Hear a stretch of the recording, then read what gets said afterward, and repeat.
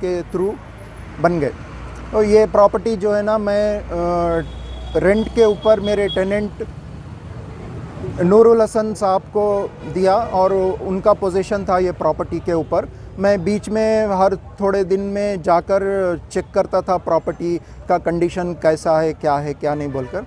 तो मैं जब ये 1 दिसंबर को जो GHMC वोटिंग का दिन था, वो वोटिंग के दिन शाम में कोई जो है ना प्रॉपर्टी ग्रैबर्स ट्रेसपास करके वो प्रॉपर्टी में जो लॉक्स लगे हुए थे नूरुल हसन आबिदी मेरे टेनेंट के, वो पूरे लॉक्स डिस्क मेटल कटर से कट करके वो लोग अंदर ट्रेसपास करके पोजीशन ले लिए।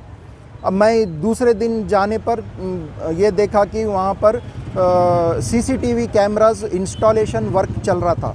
तो मैं जब पूछा कि आप कौन है, मेरे टेनेंट तो नूरुल हसन है, फिर आप कौन है और आप यहाँ पर किस हैसियत से है, और ये CCTV कैमरास आप बग़ैर मेरे परमिशन के जो है ना कैसा फ़िट कर रहे क्या है पूछा। तो वो बोले कि नहीं, हम ओनर्स है यहाँ के प्रॉपर्टी के और हम मीर हैदर अली से उनकी ज़िंदगी में उनके से हम पैसे दे के ख़रीद लिए। तो पुलिस में कंप्लेंट नहीं करे? जी हाँ। तो मैं बोला आप पेपर्स दिखाइए, वो नहीं दिखाए मेरे को पेपर्स और अंदर जाके लॉक कर लिए डोर।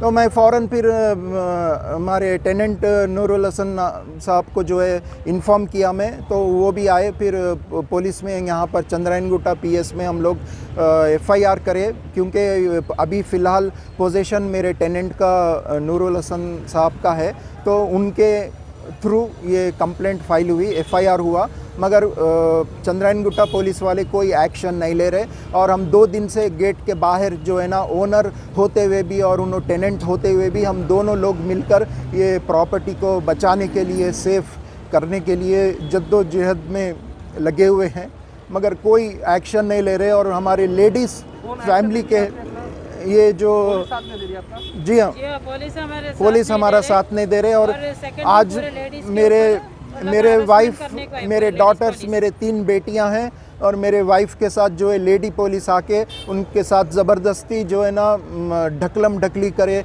लोचे उनके साथ जो है ना बहुत बुरा सलूक करे, बहुत बदतमीजी करे। लैंड ग्रैबिंग करे बोल के बोल रहे हैं, उन लोगों के पास पेपर्स है? उनके पास कोई पेपर्स नहीं है। अभी तक 2 दिन हो गया FIR करके, वो लोग कोई पेपर्स नहीं दे रहे, अंदर से दरवाज़ा लॉक करके बैठे हुए हैं। आपके पास पेपर्स है? हमारे पास कोर्ट का ऑर्डर है, जजमेंट ऑर्डर है, हमारे पास कोर्ट का जजमेंट ऑर्डर है। किसके फेवर में है वो मेरे मदर खैरुन्निसा बेगम, उन्होंने लीगल हायर सक्सेसर है मेरे अंकल मरहूम हैदर अली के प्रॉपर्टी के।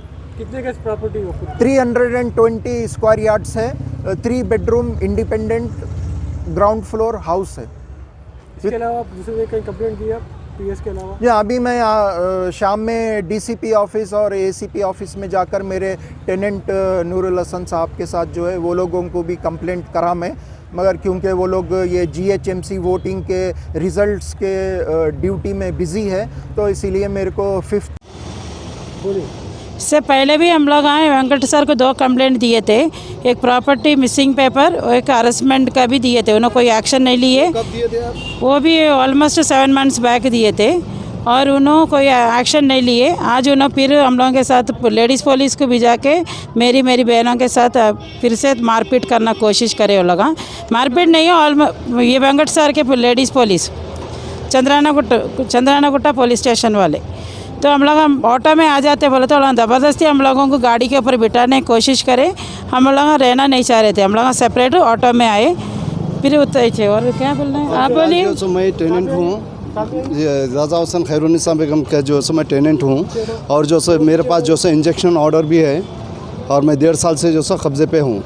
और जो इसके लिए मैं वोटिंग के यानी कि मसरूफियत में जो मैं वोट डालने के लिए गया था, आज तक जो डोर जो यानी कि ओपन करके जो उसको लॉक्स 5 लॉक्स में डाला हुआ था, पूरे जो एक कटर के ज़रिए जो काट के अंदर जो घुस गए, ट्रेसपासिंग करे, और अंदर से कोई दरवाज़ा खोल रहे ना कोई आ रहे, और यानी कि इलीगली जो अंदर बैठ गए। समझिए ये कौन है, हम अननोन है, ये लोग हमको पहचानते नहीं है। आप लोग उन लोगों से पूछे कौन है, बोले तो क्या कौन है? वो तो कुछ भी नहीं है, मोहम्मद हमीद बोल के नेम प्लेट लगा। अस्सलाम वालेकुम। मेरा नाम सविता भाई है। मेरा नाम आमना कौसर है। मेरी शुगर बहुत ज्यादा था 3 दिन मुफीद वेलनेस सेंटर का प्रोग्राम अटेंड की थी। 3 दिन मेरी शुगर नॉर्मल हो गया और गोलियां बंद कर दिया मैं। इंसुलिन गोलियां सब बंद है मेरे। कोई गोली नहीं खा रही, कोई टैबलेट अब नहीं ले रही हूँ मैं। इंशाल्लाह मैं सबसे गुजारिश करूंगा कि आप लोग मुफीद वेलनेस सेंटर जाइए, मुफीद वेलनेस सेंटर से अपना फ़ायदा उठाएं। मुफीद वेलनेस सेंटर को तशरीफ लाइए। तो देर किस बात की, अपने अपने फ़ोन उठाएं और नीचे दिए हुए नंबर्स पर कॉल कीजिए।